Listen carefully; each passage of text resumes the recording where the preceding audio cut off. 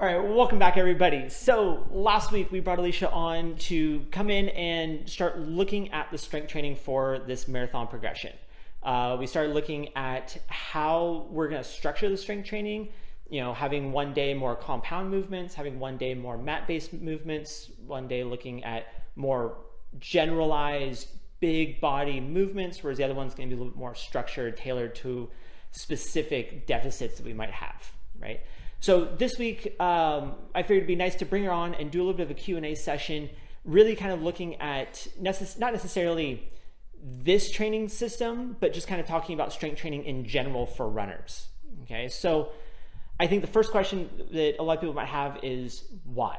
Why is it important for a runner to do strength training, right? We are training for the marathon, we're training for running, we're not trying to lift, we're not like a strongman competition. We're not trying to throw a piano through a third-story window. You can't do that, Mike? I cannot do that.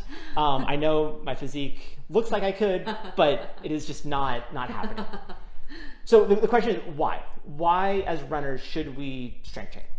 Okay, so as runners, why should we strength train, right? We want to run. So there's truth and there needs to be specificity to your training. So if you want to run long, run long. If you want to run fast, run fast.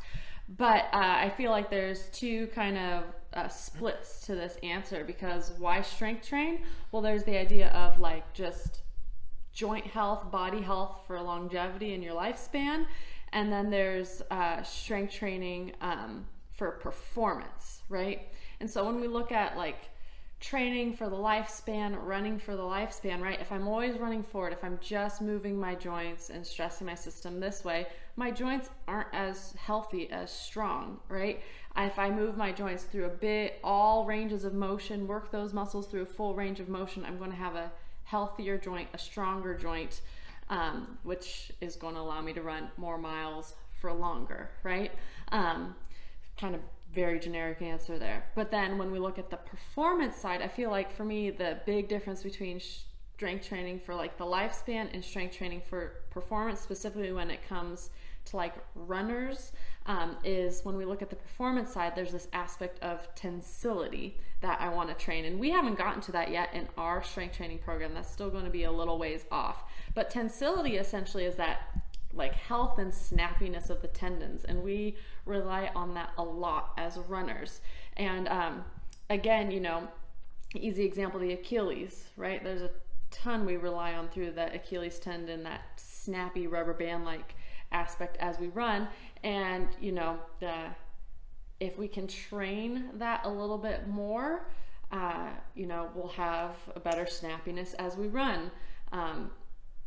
Yeah, so big difference. Healthy joints through the lifespan, healthier running through the lifespan. Then more that performance side is that specificity that we need as runners of training that tensility of the tendons. Okay. Yeah, awesome. So, as we're kind of looking at, different training programs and whatnot, kind of that specificity. So I guess the next question is, when we go online, we look at social media, Facebook, Instagram, things of those sorts, there are multitudes of exercises that are out there. For runners, is it worthwhile just to kind of pick up some of those exercises? I mean, you go and look at like Runner's World, where they've got like, hey, here are the 10 best exercises for runners. But then they keep having a different list of 10 best exercises for runners every 6 weeks. Is it worth your time to pay attention to those things? Like, oh, I see what you're saying. Like, pay attention, like just pull whatever off the internet? Yeah, just go online, look up, what are the best exercises for runners, and just start doing those for your training. I don't think it's inherently wrong, but it's kind of analogous to blindly grabbing as you go through the grocery store. Okay. Right? You're getting nutrition. Is it what you need or what's best for you? Might not be, right? But it's going to be calories and food, which you need to live. So that analogy of, yeah, I can go online and grab whatever exercise program off the internet, but is it going to be what I need? Maybe, maybe not. Like, it's not inherently bad to move, right? Some of these exercises, though, depending on you as an individual, might not be beneficial for you, could even be harmful, just depending on what's going on with your body, quite honestly. you know, I just totally lost my train of thought here. But so when we look at pulling exercises off the internet, nothing's inherently wrong. It's not going to be specific for you, right? So often I get patients who come into the clinic, and like even today I evaluated a woman. She was having hip pain for years now. She'd been seeing a personal trainer for 20 years. It's been like 7 years of hip pain. She told me the exercises she was doing, they weren't inherently wrong. They weren't endangering her at all, but they weren't addressing her deficits. So literally 20 minutes of just doing a basic strength training program for her deficits in the clinic. She like left the clinic with a hop in her step, the hip feeling the best it's felt in, gosh, I think she told me 7 years. So what she was doing wasn't inherently wrong, but it wasn't addressing her needs, right? And just like walking through the grocery store blindly grabbing, yeah, you're going to be getting calories, but are they calories you need? Are they really fueling your body for its optimal performance? Maybe, maybe not. Again, there's nothing inherently wrong pulling off the internet, but you know, depending on what's there in your body, it could not be good for your body. But then in general, what I usually see is it's not actually targeting your needs. Okay. So yeah, so if you have nothing better, it's not bad in most cases. Yeah. Okay, but then you kind of mentioned about like, hey, what are your needs and for you as an individual runner? So I guess the following question we'll have for today is, how do you find out what your needs are as a runner? If you go out there, like, you know, if you're trying to find a medical professional, if you're trying to find a personal trainer, what sort of things should I look for in somebody writing up these workouts? Yeah. What sort of certifications, qualifications, like what am I looking for? Yeah.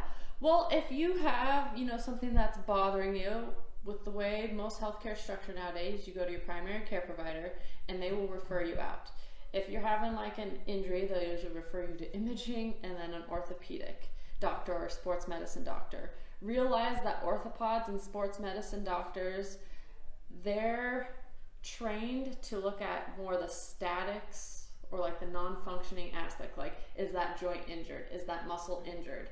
Here's either the surgery you need to, you know, get that joint or muscle stabilized, for lack of a word, medically stabilized.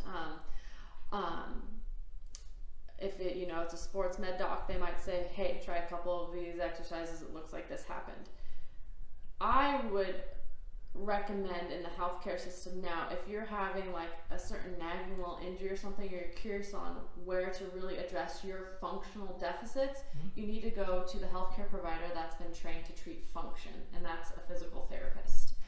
They're the ones who not only know how to rehabilitate, but they know how to optimize performance, right? So as a runner, find a physical therapist, ask your primary care physician for a referral. And when you look for a physical therapist, right, if you're a runner, I really encourage you to find a physical therapist who's a runner, because I'm a physical therapist. Do I have baseline knowledge to treat a golfer? Yes. Do I have advanced certifications and experiential knowledge to treat a golfer? No. Do I have experiential knowledge and advanced training, postdoctorate level training to treat a runner? Yes, I do. That's where I get excited and really want to help people. Golfers, I can. It's just, again, there's a discrepancy between book knowledge and experiential knowledge. So really find a physical therapist who's a runner. If you're a runner who wants to get functional treatments, learn your strength deficits, your motion deficits, things to make you a better runner. So I guess the follow-up question on that is, what if I don't have very good health insurance and I don't have the ability to go see a physical therapist? Yeah. What about like a personal trainer? Yeah.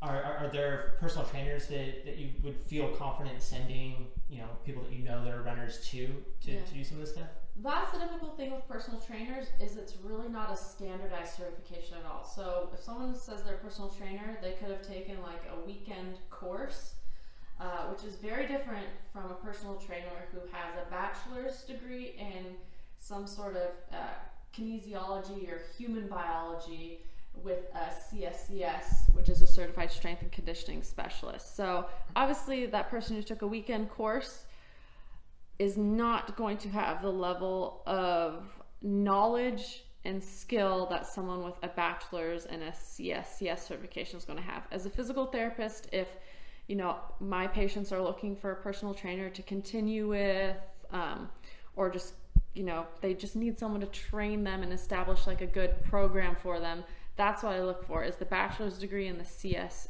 certification. To me, that's kind of the gold standard with personal trainers. Okay, awesome. All right, so that's it for this little interview. As like we've been doing last week, we're going to continue on.